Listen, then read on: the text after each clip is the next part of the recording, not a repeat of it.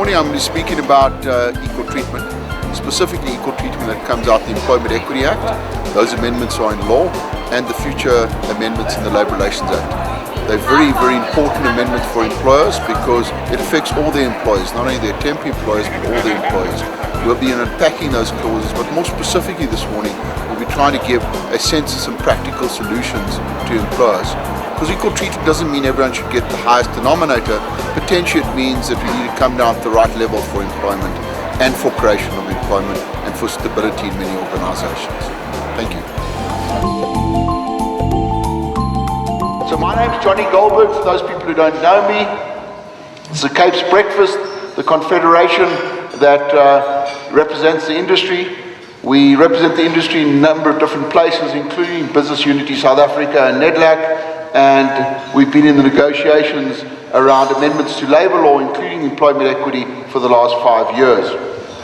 I think what is important is how do you actually apply these pieces of legislation and changes to your business, because incorrectly applied, I think you've got some major problems. And right up front, I want to tell you that I don't believe equal treatment means you've got to pay benefits and pay, because equal treatment includes benefit and pay, to the highest denominator.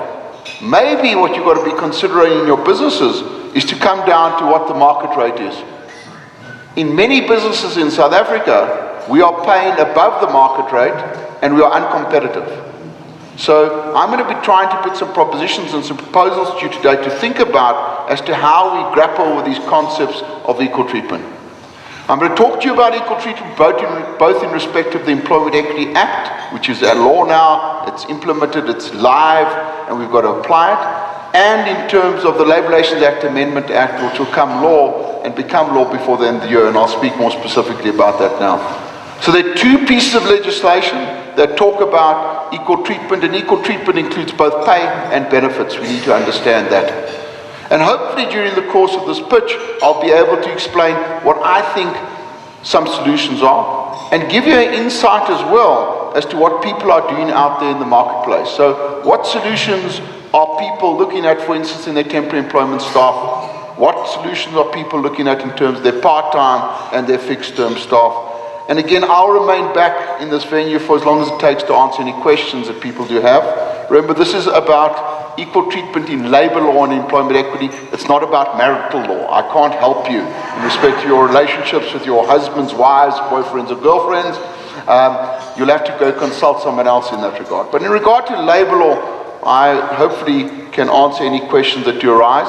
It'll be quite difficult to take questions, but if you can then ask me the questions right at the end, I'll repeat the question and I'll try to answer it. If I cannot answer it, I'll defer to this learned table here in front of me in respect of answering the questions. So where are we on these amendments? I think even government's confused as to what's applicable. I received my first client letter 2 days ago saying the temps must be paid the same as the permanents because the Labour Relations Act is in force. Of course, the letter was a short reply saying the Labour Relations Act is not in force yet, so go to hell. It wasn't quite go to hell, but nicely, we'll see you later, not now. Where are we with these amendments? Well, the first amendment, the Basic Conditions of Employment Act, which I'll talk about, came into being in force in law on Spring Day, the 1st of September. That act, I think the major changes is I rush from here to the Employment Conditions Commission representing you as business. The major big issue around that is the minimum wage debate. So I ran into a meeting and I'm going to get clapped because number one, I'm going to be late, and number two, they want to get a move on in terms of implementing a minimum wage in South Africa. In business, we haven't really got a firm view as to whether we agree on a minimum wage. Personally, I'm a bit cautious about a minimum wage because on the stuff that I've researched, I'm worried about job losses. And I seem to be one of the few people worried about job losses because I was on the platform with COSATU yesterday and I told them I don't think they really care about job losses. In any case, at best case, they represent 2 million people in this country. What about the other 20 million that are still looking for jobs? And I've been exposed to some wonderful research by independent researchers lately that indicates that the temporary employment service industry really has created the jobs. In those terms, external researchers are saying in South Africa over the last 10 years. It's an undisputable fact. but now it's been researched by not industry researchers, by external people, and we'll be giving you that information over the next month to 6 weeks. So the Basic Conditions Employment Act is there. The big change is the minimum wage. Just want to touch on it for a minute.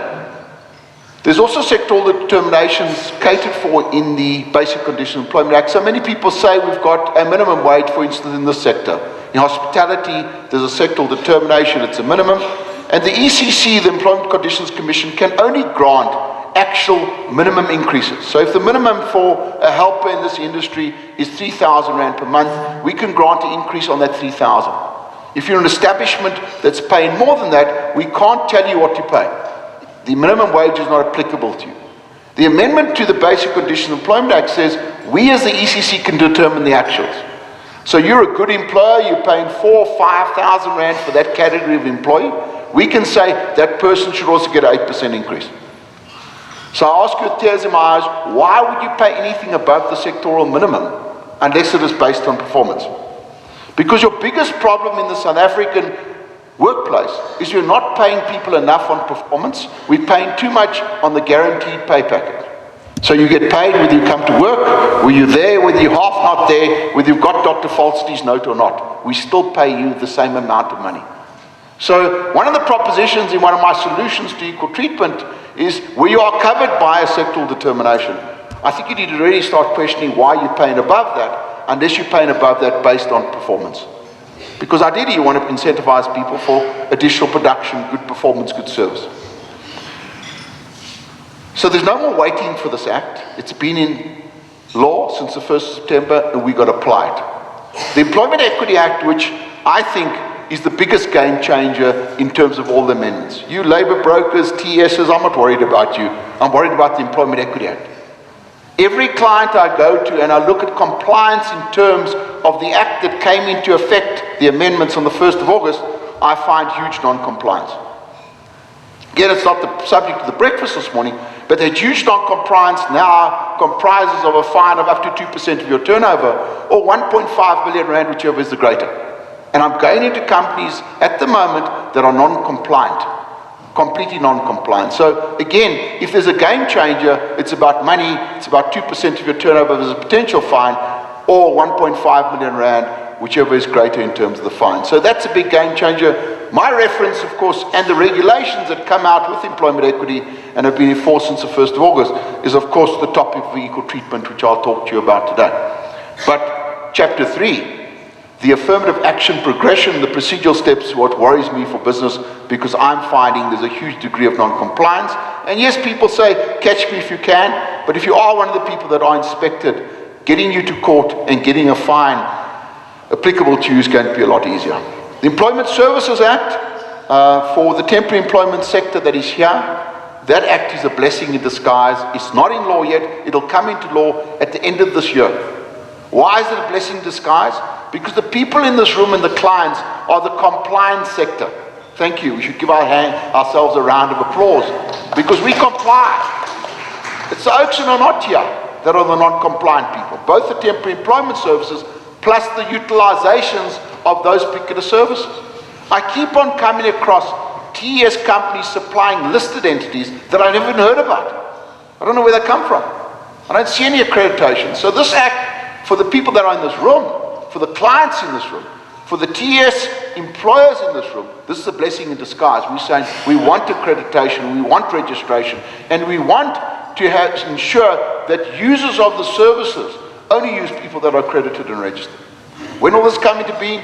End of the year. Has it got a consequence? Use a client? None at all. Except utilize only people that you've got a reference point on, and that gives you protection as well in terms of liability. The Labour Relations Act has been signed by the President as an act. Everyone thinks it's been signed into law. It hasn't been signed into law. In the NEDLAC Labour Market Chamber last week, Department of Labour is pushing very strongly that this legislation be signed into law from the 1st of November. Are we on that time track? Most probably 1st of November, or I reckon before the end of November, this act will be signed into law.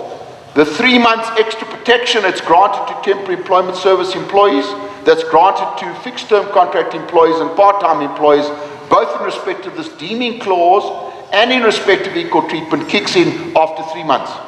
So 1st of November, 1st of February, the extra protection kicks in February 2015. But clients, I'm saying to you, there's no need to wait for this legislation. The Employment Equity Act, which has got an equal treatment section in, which I'll deal with now, has been applicable from the 1st of August. And I don't want you to litigate, both with your normal employees and your temporary employment service employees, I don't want you to litigate at the CCMA in respect of issues around unfair discrimination claims around equal treatment and equal benefits and pay and benefits. So I want you to get your act together in terms of saying, how do we justify differentials that we have at the workplace? Be they our own employees, and I'll give you a model in that regard, or of course, temporary employment employees, fixed-term contracts, or part-timers. Of course, the risk of non-compliance of legislation, specifically equal treatment legislation, is courts can award just and equitable compensation, damages. They can order you to comply. There's attorney's costs, and of course, there's this huge cost associated with litigation. We go to the Labour Court 2 weeks ago in a huge profile case. We're representing a person, and it's a 6 million rand claim against the organisation. We've got senior counsel, junior counsel, and ourselves. We've booked 3 days in the Labour Court for this particular matter. It's taken us a year to get a set down. Get there. The opposing party flies in their legal team from Cape Town, and the Labour Court hasn't got a judge. The cost of that, I reckon, was about 500,000 rand of wasted litigation costs, and I, of course, said we should sue the Department of Justice.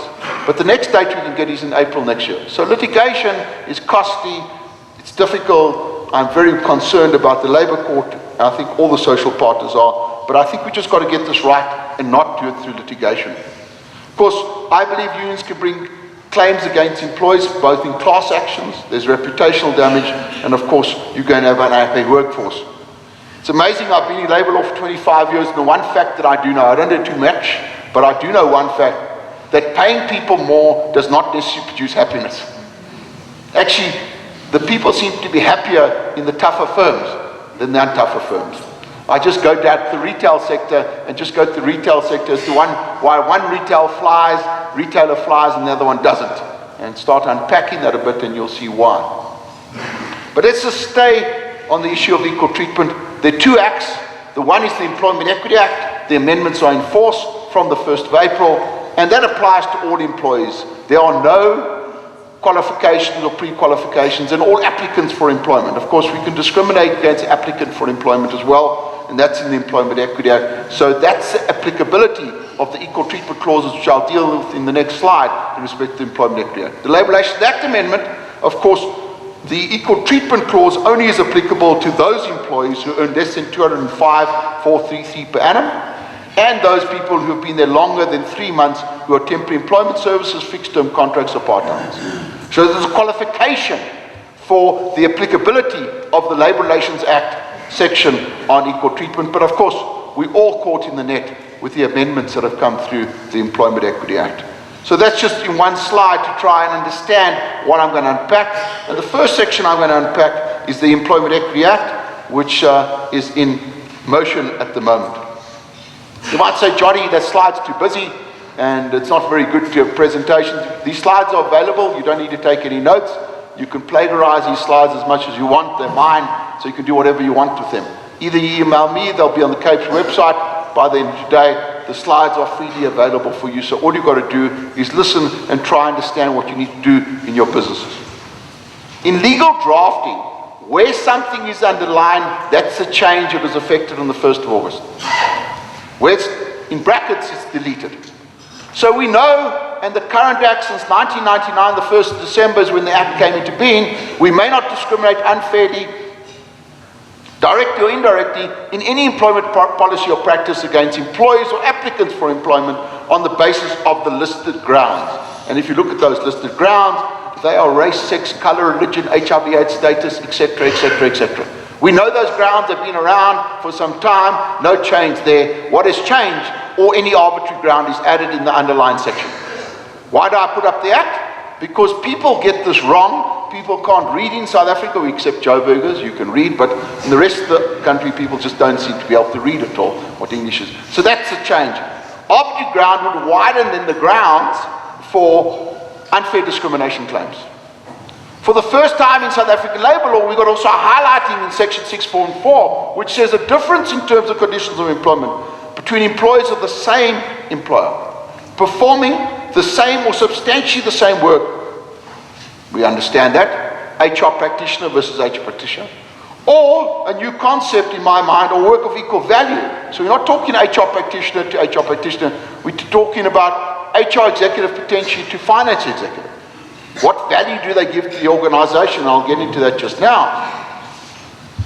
That is directly or indirectly based on any one or more of the grounds, race, sex, color, religion, we know all those, or any arbitrary ground, now widens it, is unfair discrimination. Tim and myself getting paid differently. Same years of service, same qualifications, same poor performance. Okay. Why? Because Tim 10 years ago got a 10% increase because he was a great performer. I got 0. I was jollying too much. Who's going to have the institutional memory to know why Tim's base is different to mine 10 years later? Since then, we've got exactly the same increase. Again, to pay Tim more, and of course he's a better performer than me, no problem at all. But have you got those records? So these are the kind of debates and kind of challenges that are going to come up. Because I'm going to say, Tim, the reason why you paid more than me is because I'm Jewish. You're discriminating against me based on religion. Of course, we know the Jewish oaks are paid more than other oaks, so it's a bad example. Just to warm up the debate. It's not unfair to discriminate based on the inherent requirements of the job. Okay, so you can discriminate if it's based on the inherent requirements of the job, and you may discriminate based on affirmative action. So found out Captain Barnard in the constitutional case in respect of her promotion into the position. You may legitimately discriminate against a vit oak like me based on the fact that you've got an affirmative action candidate and you're implementing Chapter 3 in terms of a legitimate affirmative action plan.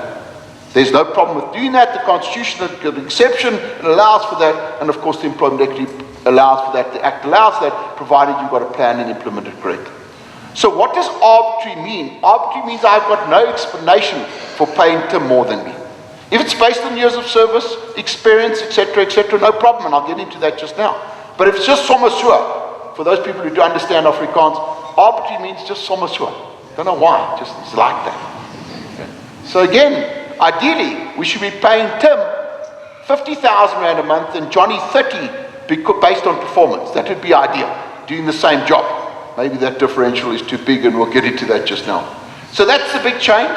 Remember, discrimination on pay and benefits based on sex, race, color, religion has always been there since the 1st of December 1999. What's changed is the highlighting of this. When they changed in 1999 sexual harassment to be a specific unfair discrimination ground in the Act, there's been 1,060 cases since 1999 in respect to sexual harassment. So these changes do highlight the fact that people potentially have rights. Because people tell me that, listen here, Johnny, the wages and salaries are confidential and private. Clyde Mercedes-Benz told me the way the guys understand how much they earn, they say, Tim, shush, my medical has gone up a lot. I'm paying $1,000 a month. What are you paying?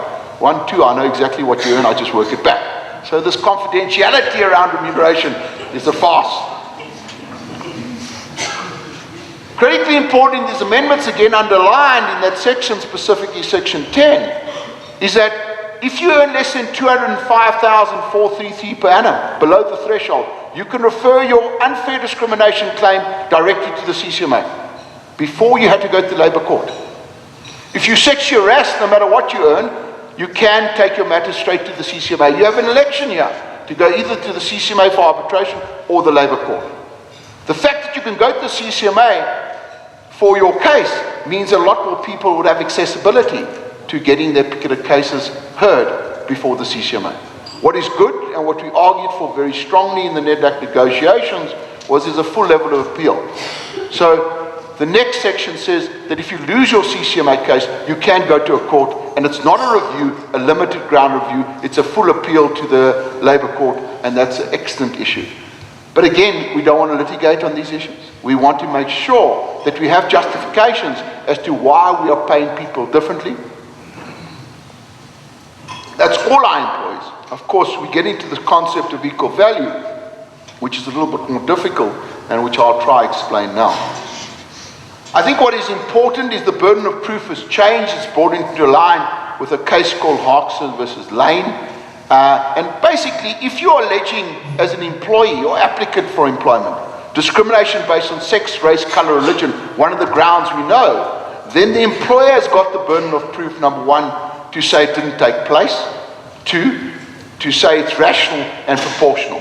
So it's rational and justifiable as we see. So in cases where I'm alleging that the discrimination is based on my religion, the employer has to say, well, that's not the case. And if it is the case, this is a rational and not unfair rationale why we are differentiating or discrimination.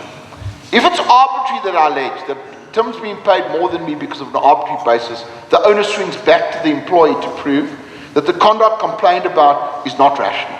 So I think that's quite important. I think that will limit a number of cases that go to the CCMA. The conduct complained about amounts to actual discrimination, and the discrimination is unfair. So I think there might be a flood of cases. We haven't seen that at the CCMA yet, but if there is, the onus of proof swings to the employee, because I think most of those cases are not going to be sex, race, color, religion. I might warn you, ladies and gentlemen, if you look at the international data, and South Africa is in that international data, there is still wage discrimination between males and females at the workplace. So now it's highlighted. It's always been there, but now it's highlighted. I think in South Africa we're going to have a lot more action in this particular front. We're going to have a lot more litigation, because even in developed countries there's still discrimination between males and females in respect of the issue of pay.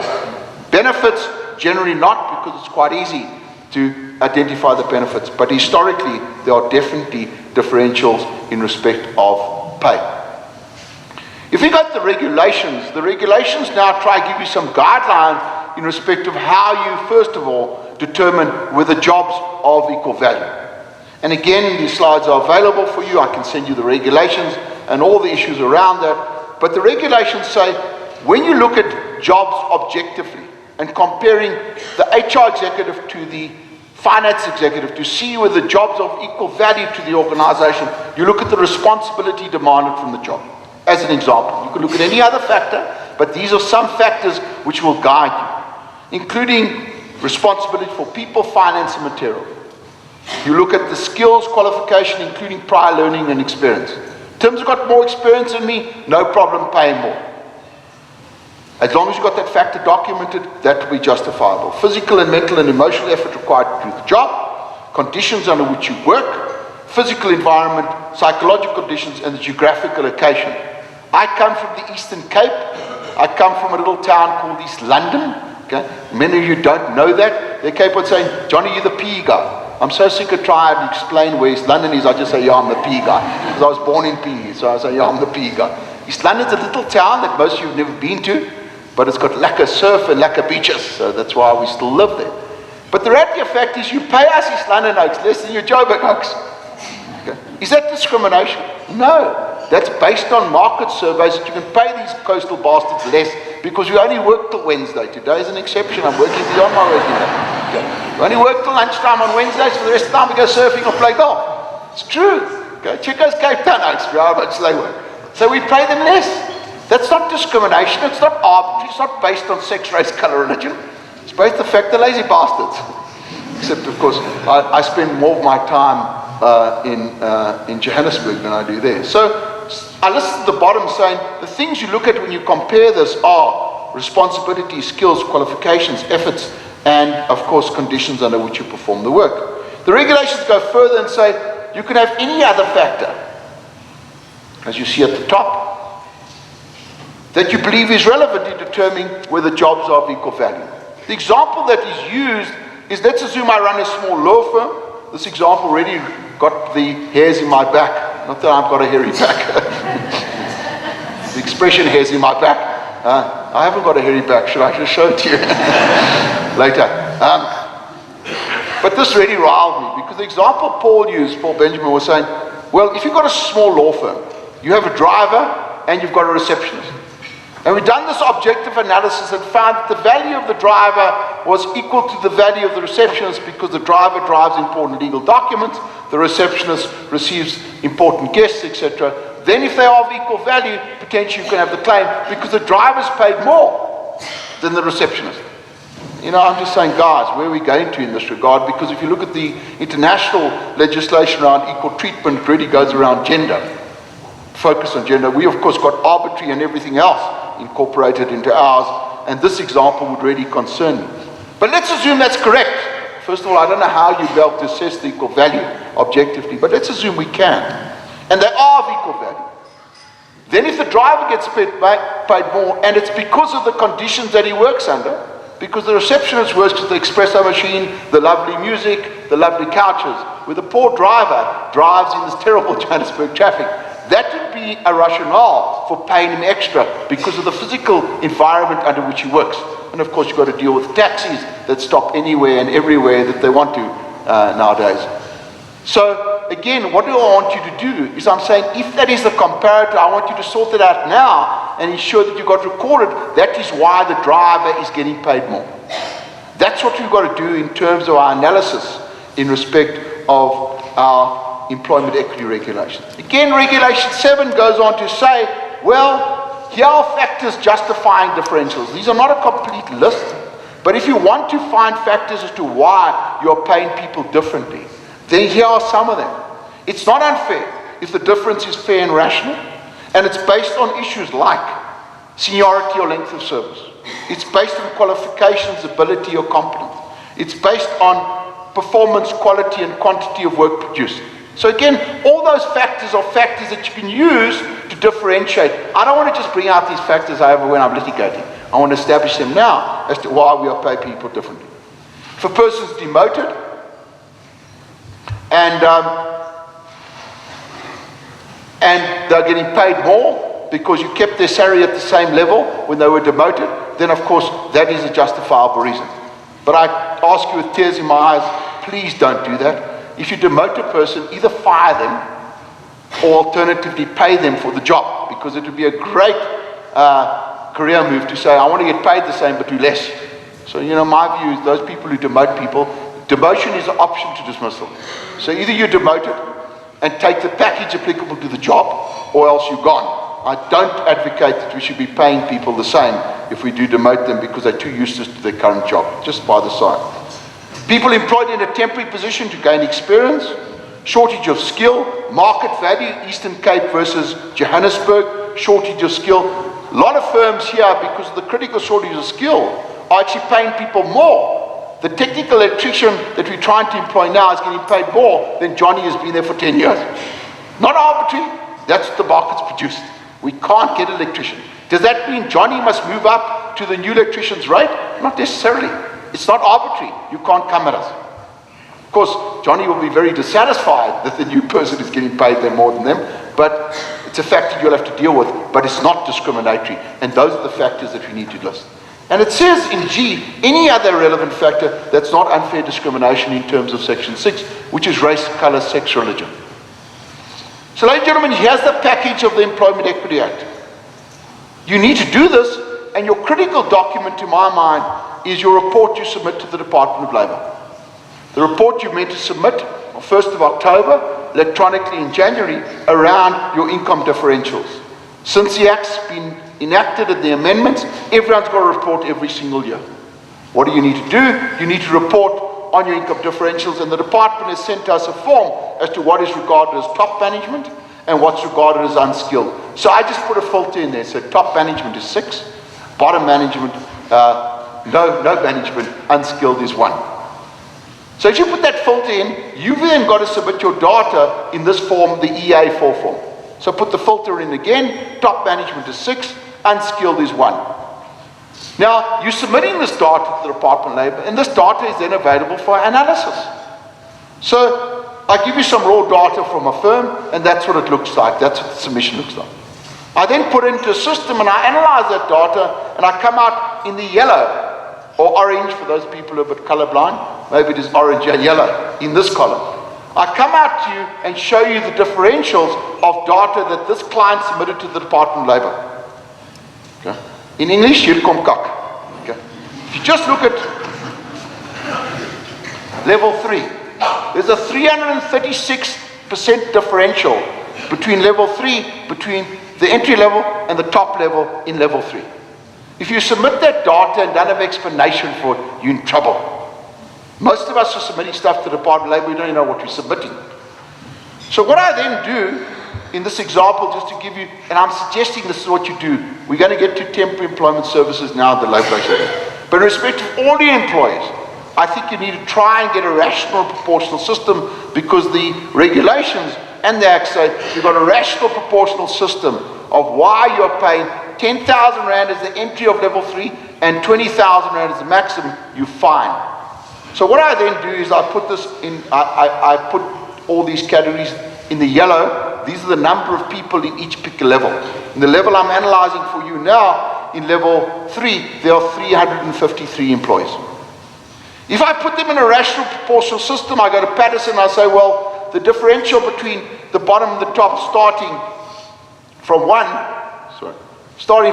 can be 100%, it's actually 99% according to Patterson. Rational proportional, so in level 3 we can go from 10,000 Rand to 20,000 Rand as a rational proportional system.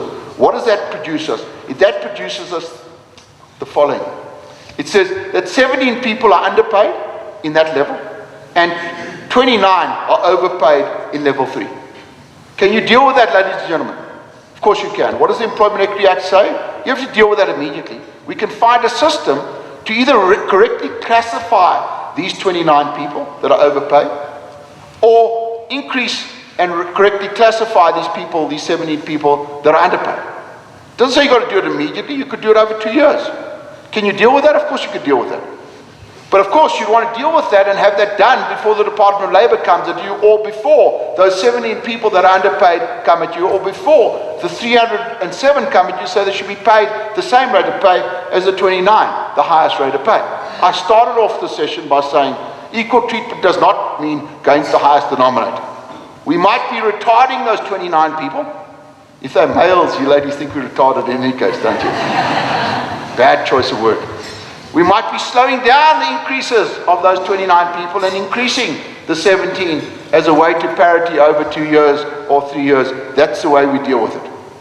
If you start to deal with, and every grading system I've looked at is a mess. All of you have got messes, your grading system. You've got the Tims and myself and all these disparities. But again, we don't want to litigate against it. But if you look at it in that context, what actually happens is you then end up in a system where your ranges, if you take out those anomalies, come within the 100% range. And that's acceptable and justifiable in that system. So I'm just giving you a sample to say, this is not all the end of the road for you. But unless you do the analysis, unless you know where you are and start to sort out your anomalies over a period of time in the Employment Equity Act, you're going to land in big trouble, because people are going to go piecemeal litigating against you, or the department's going to come at you for these 339% differentials. So that's our strong advice, is you look at your systems and you start doing that analysis and put in. That's the Employment Equity Act. Applicable, first of all, was applicable to all of you and to all your employees that work in your establishment who are either similar or the same or have the same value of the organization. I just want to say one other thing in regard to this. Once I've dealt with the 17 and 29, find how I'm going to sort out those anomalies. Some of those 29 people that are overpaid maybe should be in a next level or next grade. Don't know. Do the analysis. But once I've sorted that out, I want to sort out those 307 people to make sure that the entry point to level 3 is 10,000 Rand. That's the beginning point. Underqualified, still new. The top point of 20,000 Rand is the best performing people in the category. That's the ideal for me in the grading system. I've already said it. I don't think there's enough in incentivized pay. So Johnny's at the 20,000 Rand, but he's not a good performer. What do? I start a performance manager. If I'm going to continue to pay you at that level, then I expect superior performance from you, otherwise you're gone. And I've always said, for all of you in this room, except for the CEOs that I work for, yeah, I don't want to pick on you, yeah, but for the rest of you, I can fire you, just give me 3 months. And I'll get away with firing you. Simple as that. I think labor law, no Kasati people here today, thank you. You just leave the room for this, recuse yourself. I truly believe labor law is in our favor to dismiss people, but we actually poor at dismissing them. Just go back to your workplaces and do me one favor. Just implement a timekeeping rule from tomorrow. Johnny comes late, he gets a verbal warning tomorrow. Next week he comes late again, he gets a written warning. The following week he comes late again, he gets a final warning. And you fire the bastard Johnny the next week. You'll never lose before the CCMA Bargaining Council. Just implement one rule and apply it, timekeeping, you get rid of half those lazy people that work for you. Simple, but you're not even prepared to do that. So again, don't complain to me about the CCMA and the bias, etc. Just implement that rule for me, ladies and gentlemen. And I'm available to answer any questions around that. Let's move to Labour Relations Act amendments, which I think will come into being on the 1st of November, definitely in November, and I'm prepared to take black label bets on that. That's not black label beer, that's black label whiskey. Okay, don't drink beer.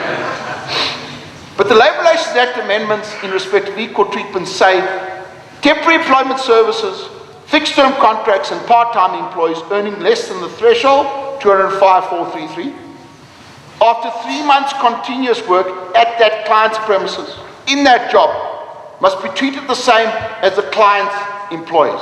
The same or similar work must be treated the same, not less favorably is the wording, as the client's employees unless there's a justification. 1, same or similar work to the client. 2, after 3 months continuously. And on the whole, must be treated not less favorably unless there's a justification, and I'm of course going to get to that. That applies to both temporary employment services, it applies to fixed-term contracts, and applies to part-time employees. Now, ladies and gentlemen, I don't want to get into this deeming debate because there isn't a debate about deeming. But if these people, after 3 months, supposedly transfer to you as the client, why would there be a comparison to the client's employee? You wouldn't need that. The logic is there's still a comparison to employees from the temporary employment service that are beyond 3 months. There's a comparison, they are TS employees still, otherwise it wouldn't need to be a reference, to the client's employees, because the TS is still around after 3 months.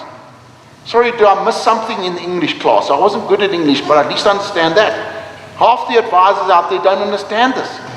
I lose hair and get grey at the same time every day when I see the stuff that is presented to employers.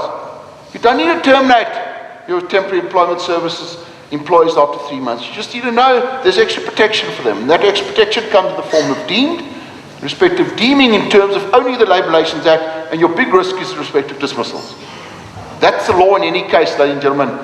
In my particular opinion, BMW versus NAPE determined that in any case. You send a long-term temp back, you can only get rid of him for misconduct, incapacity, operational requirements, or the legitimate expiration of a fixed-term contract. That's the law without any amendment. It's been the law actually since 1995, for those people who missed that. The fact that your temp agency might be able to place that person elsewhere in another job that's similar gets around the dismissal, because if you've got an alternative to employment, of course, then there is no dismissal. But that's the law, we don't need to change that law at all. But let me focus on equal treatment. So we've got a packer, we've got a driver that's the same as a driver of the client, and they've been there for longer than 3 months, and the comparator, and there is no justification. That's what we're talking about. But I think we've got to then move on, and these are the sections in respect to fixed-term contracts and part-time employees, which I'm not going to go through, because the same wording is applicable to both part-time and fixed-term contracts. It's under 205,000 Rand, longer than 3 months. But if you go to section D, 198D, it then lists, these are some examples of justifications for differentials in respect of pay and benefits. One is seniority. 2 is experience, and 3 is length of service. Now, this is not a complete set of lists. These are some examples, ladies and gentlemen, of which the Act puts in that if you have got evidence of, have to be a winner case. Merit, quantity, or quality of work performed, and if this is not wide enough for you, any other criteria of a similar nature is provided that is not prohibited in terms of section 6.1 of the Employment Equity Act, race, colour, sex, religion, and arbitrary. You can have any reason to pay Tim and myself differently. Labour broker employees and your own employees doing the same job differently, provided you've got a rationale and reason for doing so. Now, because I come from the Eastern Cape, I know you believe we're quite tough out there, because we are poorly educated compared to you Gautengers, etc., etc., etc. We might be dwarf, so let's try and think of a simple solution. In most examples, your TS employees should have less years of service than your permanent employees. Johnny Goldberg, Exploitation, Pty Ltd says the following: brothers and sisters, you are not entitled to these benefits on this pay unless you've continuously worked here for 2 years. Can I then, for the first 2 years with your TS or a new employee, pay you differently and give you less benefits? Of course you can, as the law says. So if these other models that I tell you that other people are doing is too complicated for you, then just go back to years of service. And I always wonder why. You have some call center agents yourself and some with the TS. If you're going to outsource them all. So I'll get to that just now. But I'm saying I can't understand this comparison. And the market research seems to indicate that your call center agents, just as an example, are not as well performing as the TSs. So, I battle with that. And we pay them more. And they perform less. I can't understand that. But maybe I'm just too daft to understand. So what I come to is that I talk to you, and again, it's a breakfast seminar. I can't tell you everything else.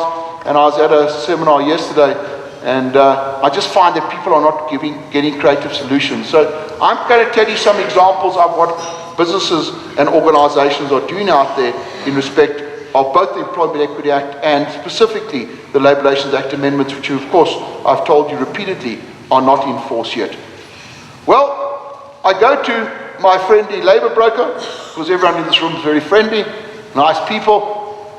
I say, please, I've got an order for a number of widgets in my factory, an additional order between now and the end of the year. Could you please supply me 300 packers, drivers, machine operators, a couple of supervisors as well, between now and the end of the year? End of the year for me is the 15th of December, because then I get into my 4x4 that's never hit the ground road before, and I head off to Plettenberg Bay with my bolted on surfboard that I've never taken off my roof. Joburg goes, Steve, we check you out there in Cape Town and think, I accept that, it's cool. We're cool about it. Just bring your Gauteng rounds down to the coast, we're happy about it. So on the 15th of December, I close down my factory, getting my 4x4 with my surfboard, and I head off. So I only want those employees between now and the end of the year, because I only have an order that I can see between now and the end of the year. Can the TS put them on a fixed term contract? A legitimate fixed term contract, judges and judgesses? Okay. Can we pay these people differently to my own drivers, my own packers, my own etc., etc.? Of course you can. The difficulty, you've got different years of service. So a lot of businesses have got a lot of flexibility, or need a lot of flexibility, because currently where they are in respect of orders, unfortunately, with this tough economy, there are not many widget producers that have got additional orders. Actually, I'm finding that we are, unfortunately, very unfortunately, in a bit of more of a retrenchment phase than a growth phase. Widget company, Johnny comes to you as well, the TS provider, saying, listen here, I want 100 people, new people, but I need them to go through my own internal training program. My own internal training program has got the following modules, and it lasts over 8 months. Can you put those people on a fixed term training contract for 8 months? Of course you can. Can I pay them differently to my own employees? Well, the regulations, you see the regulations and the Section 198 things are going to work in tandem. Of course, the regulations tell you in Regulation 7 of the Employment Act, training obviously is a ground for differential in pay. Of course, you can also have a combination of those. Johnny wants 100 training employees and 200 people. He needs to produce the widgets between now and the end of the year. They're not trainees. We need proper machine operators, supervisors, forklift drivers. We don't want them trained in this period, but you want 100. So you combine the process like a McDonald's double cheeseburger and double chips, and then you get a passion of saying, I'm getting a bit fat now, so you order a Diet Coke on top of that. Because a Diet Coke doesn't work. And you see, McDonald's is very close to even our politicians' hearts. Cyril doesn't want to give up McDonald's, so says the press this morning. So you can also combine these approaches. I just want to run to the 7th model, because I think it goes in this. Again, I think a trick we lose in South African labour law is managing people around probation. And I always challenge this temporary employment service industry and say, the real difference going forward is going to be how well you manage these people from a discipline perspective, misconduct and capacity perspective. And again, if we're going to use an outsource model, why not let the TS run very hard and manage the 3-month probation period? It doesn't have to be 3 months, it could be longer, but that as an example. So we want you to please take on 100 new people, but we want them to be in a probation period for 3 months before they even go into the training contract of 8 months. Because we don't want to spend our time and money on people that are useless in terms of training and development. So now I'm at 11 months of differential and fixed term contract, 3 months of probation, and then the law allows you to run probation. But of course, the way we run probation, we get to the end of Johnny's 3-month probation, we say, hey, we think you're useless. Why? No, you don't know. So what do? We extend the probation period instead of sorting out Johnny. My mind, if the guy's timekeeping is bad in the first 3 months, in the first week, it's not going to necessarily improve beyond that. Deal with it, get rid of the person. Act allows you a lesser requirement, both substantively and procedurally, with probation period. So I think there's an opportunity if you're using outsource to use Model 6 and Model 7.2, and definitely you could pay those people differently just on the basis of tenure, years of service. I find a lot of people are in Model 4 in South Africa. They are freezing certain categories, and I must qualify freeze. Freeze doesn't mean those people never receive another increase. They might be covered by bargaining councils and receive an increase in any case because the agreement covers them. But take an example, I'm placing drivers at your particular business at a total cost of employment of 10,000 Rand a month. Your drivers historically are earning 20,000 Rand a month that work for you. After 3 months, if there's no differential, the demand's going to be that these 10,000 drivers move up to 20,000 Rand, and then you're out of business. So what do? Again, as I started off, we need to reset the rate as to what the rate should be for that job. Again, I would, as an alternative, and I see people doing that out of practice, we're freezing those 20,000 drivers, and our new level, whether you come to the TS or directly through us, is 10,000 Rand total cost of employment. Can you do that? I truly believe you can do that. In some examples where there's business opportunities and you've got additional orders, that could be a fixed term contract, it's linked to moving certain goods. But I see a lot of people starting to cleverly think about resetting their rates and their levels, especially where bargaining councils are in place, and I move to Model 8, where they're saying, although we are paying above the bargaining council and going out of business, we're going to now only pay the minimums of the bargaining council, and they put a policy in place and a practice in place, and they stick to that.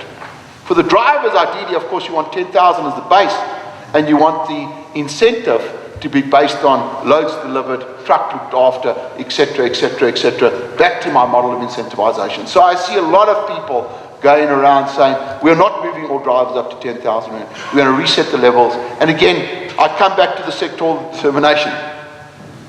If we as the ECC are going to grant actuals in those sectors, why would you pay above the minimum unless it's for good performance? Just as an example, to think about what we're doing in respect of our structures. I think equal treatment provides a wonderful opportunity and a burning platform to reset these levels within your organization.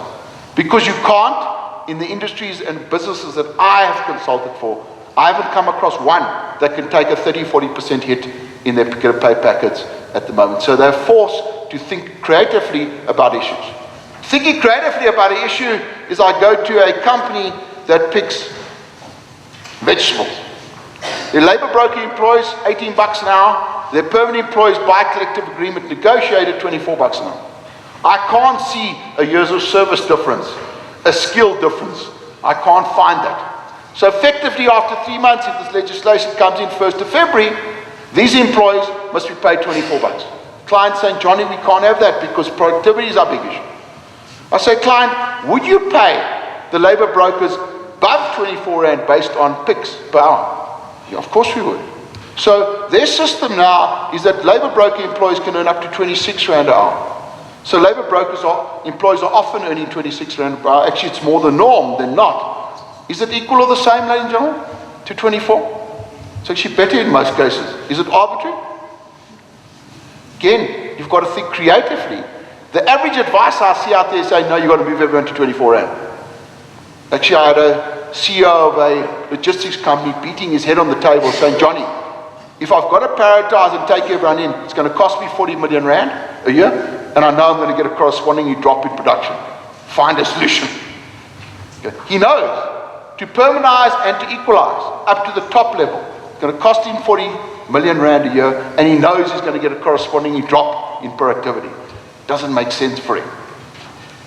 I also find in the fifth category, a lot of people saying, well, do I need to have some call center agents myself, or should I outsource them all? So in categories, and again, my best example of outsourced category. There's a distribution center not far from here that's run by 4 labor brokers. That particular retailer has absolutely 0 staff in those categories. So the pickers, the drivers, the forklift drivers, all those categories are all outsourced. They all paid the same, and the only difference in pay is based on performance per shift. That thing can compete with China. I'd like to do a study on that compared to any Chinese DC, and it's not many businesses we beat the Chinese in, but that business we as productive or more productive than the Chinese. Are the people happy? I've been to that DC a couple of times, and I think they look pretty happy because they're incentivized to actually pick more. And again, I suppose people who've got the ability on progression of learning don't want to stay as a picker all their life. They want to progress. It's like a call center agent. I think a call center agent, to my mind, I'd love to actually shove my kids into a call center for a couple of months. So I think you learn all the disciplines in respect of a call center job. It's a fantastic entry into the job market. You really learn a lot of skills. So a lot of companies are saying, maybe we should just take this whole category and outsource it. Actually, I was at a consultation earlier on this week where the employer just said, just take my whole workforce to this particular person.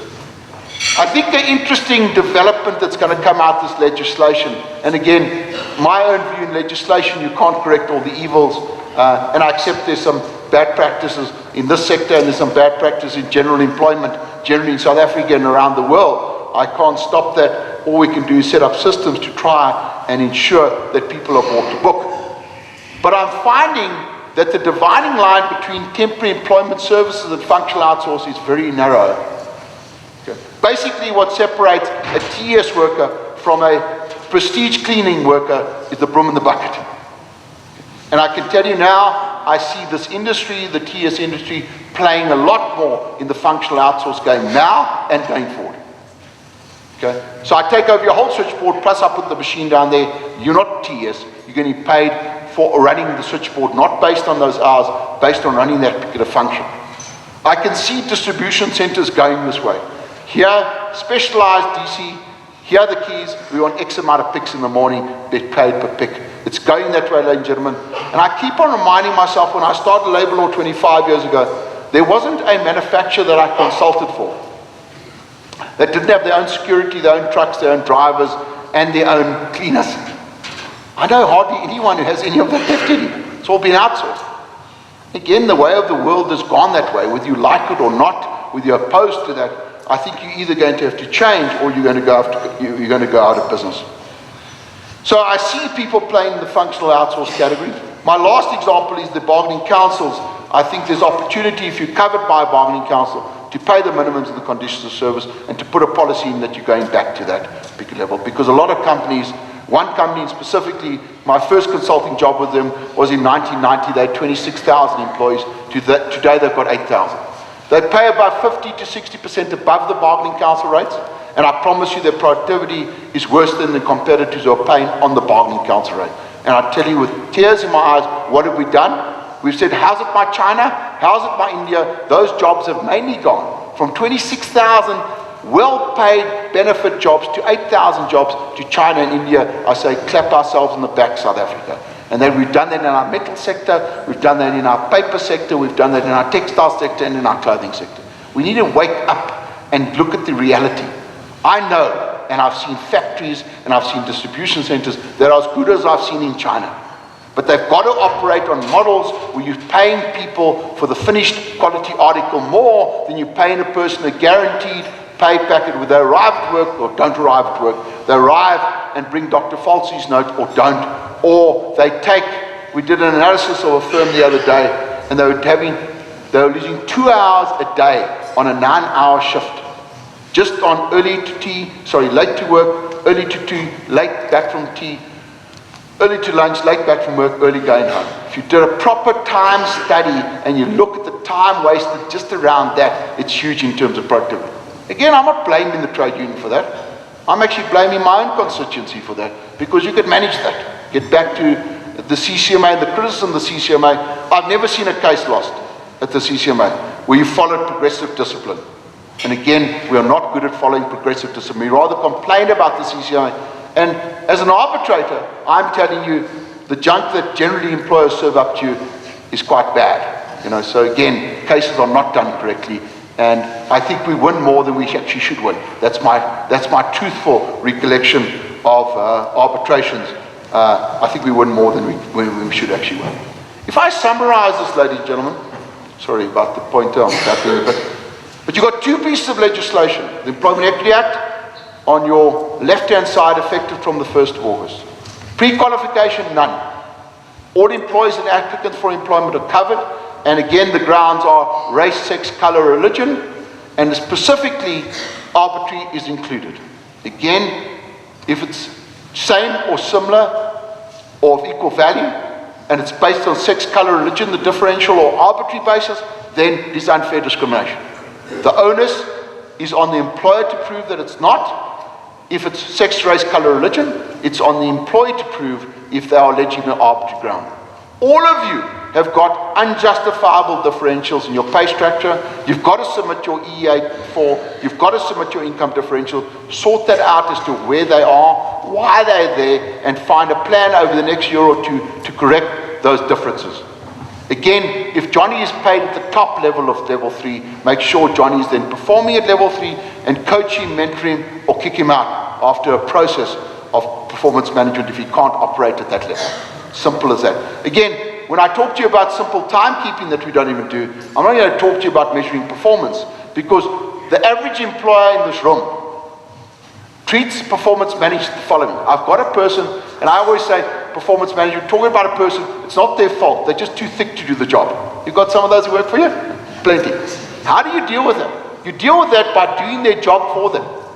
Many of you are doing the job for people who work for you because it's easier just to get the job done instead of sorting out that particular employee. We're not asking you to fire the person. They are over-promoted. They're in a job potentially they can't do. Or with a bit of coaching, mentoring, and help, they could do that job, which is the ideal solution. But we don't go through those process steps. We, in Leon Schuster language, get hot for one day, want to fire the person because of the last 2 years of underperformance, and have absolutely no records on their files. If you look at the justifications for differentials that come out the regulations, on the left-hand side, it's seniority, length of service, qualification, ability, competence, performance, quantity or quantity of work performed, demotions, temporary positions, shortage of skill, market value, and any other factor provided it's not discriminatory. If you look at the right-hand side, the legislation that is anticipated to come in definitely now, the regulations have gone through NEDLAC, to come in November, I think the 1st of November. The pre-qualification is more than 3 months. TS, fixed-term contractor or part-timer earning less than 205,433 per annum. So you can't get this right, this equal comparison, unless you're that, of course, unless you're covered by the Employment Equity Act, which you now know that you are, and it's been applicable from the 1st of August. Justifications listed in 198D, similar to Regulation 7, but slightly different. Seniority, experience, length of service, merit, quantity or quality of work performed, and any of the other criteria of a similar nature, provided again it's not discriminatory. So what I'm suggesting in conclusion is you need to do analysis of your complete workforce, because you've got to submit your income differentials, most of you, electronically in January. Don't submit junk. And in any case, if Tim is getting paid more than me, we need to find out why and sort it out. Okay? Because I'm always going to be dissatisfied, and your salaries are not as confidential as you think they are. So I think you need to do that generally for all your staff. In respect to your TSs, your fixed-term contractors, and the part-timers, if you're going to pay them differently, if you're going to incentivize them differently and pay them different benefits, you've got to find a rationale. The rationale could be length of service. The rationale could be seniority. The rationale could be productivity. The rationale could be outsourcing a category and freezing another category. The rationale could be that we only have the business for the next 12 months, and therefore we are paying differently the people that are part of my permanent work. There are many rationale and justifications out there. I'm strongly suggesting you don't wait for litigation to find them out. I've already received my first letter from SAPOA saying we want the TS employees to be paid the same as the permanent employees. And what we're going to do in that particular organisation, ensure that the policy is put in place as to what the level of pay is. They're covered by a bargaining council, and that firm going forward is only prepared to pay the bargaining council rates, conditions of employment. They need a policy in place, and they need to stick to that policy. Anyone that's employed by them or through a TS are employed on that basis. I'm not worried about deemed, ladies and gentlemen. That is not my issue. If you're dealing with a decent temporary employment service provider, they must take the liability for dismissal. I've got no problem, provided you're dealing with one who can take the liability for dismissal. I'm concerned about the lack of urgency around equal treatment. It's already implemented from the 1st of August. So, ladies and gentlemen, in a nutshell, in a breakfast presentation that says a lot, that's the issue. My email is johnny@iafrica.com. I'm welcoming any questions that come out of the session that you don't ask me in this open session now. So any questions that you have, please send it to me electronically at johnny@iafrica.com and I'll answer them. Just give me a bit of time because there are a lot of people in this room. Remember, it's only questions about labor law, how to deal with your kids. I haven't a clue. 23-year-old and 21-year-old. There are certain forbidden subjects by 23-year-old because he's better researched than I am and cleverer than I am, so we can't even debate issues like the Middle East. It's not negotiable in our political house. It was just too clever for me. But the reality is, fact, please send me your questions and I'll attend to them. It is Thursday. I'm already off duty since yesterday because I come from the Eastern Cape. So I'll happily answer those questions for free for you, which is very unusual. With a surname like Goldberg, we don't generally do things for free. But because it's on my days off now, which is half the week, I'm happy to do that. Are there any general questions? You'll have to speak up. We haven't got a revolving mic. Anyone? Thank you. The question is, what about temps earning above 205 after 3 months? Effectively, there's no extra protection in the Labour Relations Act. There could be potential in the Employment Equity Act, but the question would be, who's the employer? And for temps earning, it's a technical question, but my answers vary from Monday to Friday, so I just want to check I answered you correctly. Because at 50, Bev? I say I'm 50. My wife always says I'm 52. I think she's lying. But at 50, I do forget what I answered. But the reality of fact, it's an interesting technical question. Because the deeming provision only applies to those people who earn less than 205. So anyone above 205, there's only one employer, that's you. So can the Employment Equity Act then be applicable if it's not a comparison to employees, applicants for employees? So potentially there is no protection, but I still think we need to sort it out in terms of justification. So in my mind, over 205 temps are not protected by the Labour Relations Act, full stop, both in respect of deeming and in respect of equal treatment.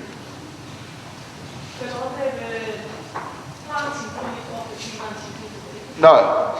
In terms of the Employment Equity Act, for a purpose, they should be on the clients. That's correct. So the Act's the same as it was in 1999. I'm suggesting there might be a technical argument around not covering, but you should have a justification for anyone who's not paid the same. What we're finding about temps over 205 is they're generally paid more than the employees that are permanently in those categories, especially in the IT industry. So the take-home pay is even more. So, the question is why? And of course, when you change that and put them in the normal tax regime, you see the take-home pay becomes a lot less. So you just got to consider that. Any other questions? So let me ask a question.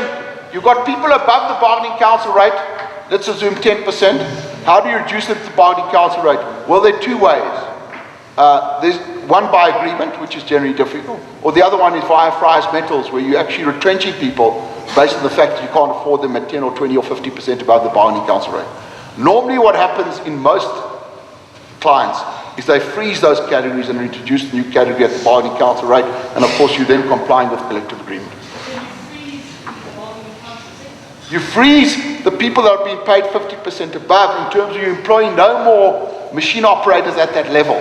They'd still get their increases as per the bargaining council rate unless you applied for exemption. And the problem with the bargaining council, I'm paid 50% above the bargaining council. The 10% increase is on actuals. So I become more and more uncompetitive every single year. You could use that as motivation in the exemption. That's what I would do. Any other questions, ladies and gentlemen?